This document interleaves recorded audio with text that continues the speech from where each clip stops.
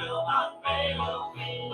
I shall not be hurt just like a tree that's planted by the water.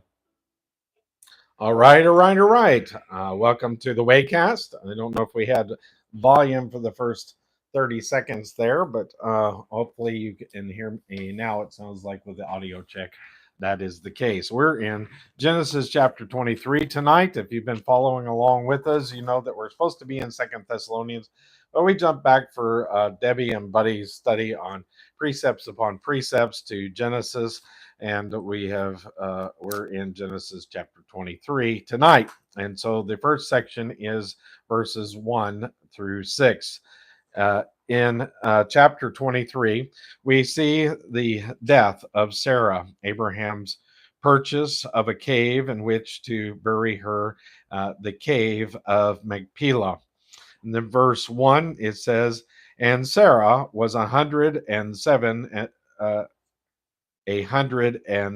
and 20 years old. These were the years of the life of Sarah. And Sarah died in Kirjath Arba. The same is Hebron in the land of Canaan. And Abraham came to mourn Sarah and to weep for her. Now, Chuck Smith surmises that Abraham was not there when Sarah died. He may have been attending the flocks or no telling what, and he came in. Notice that Sarah's age is given as 127 years.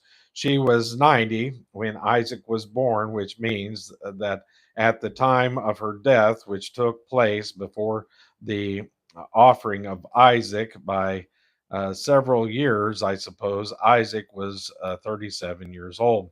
We are told that Sarah died in Kirjath Arba, which is Hebron.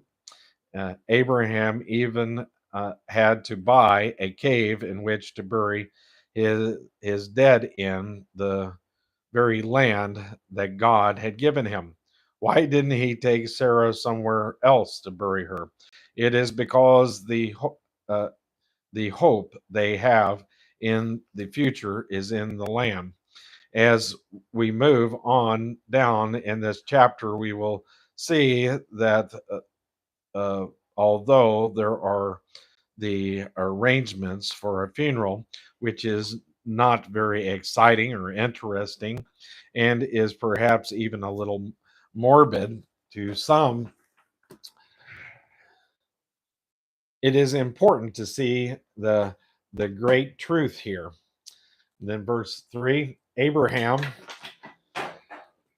stood up from before his dead and spake unto the sons of Heth, saying, I am a stranger and a sojourner with you.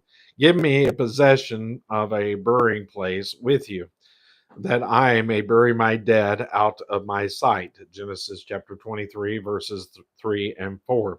Abraham calls himself a stranger and a sojourner, even in the land of promise that God promised to give him. Verse 5.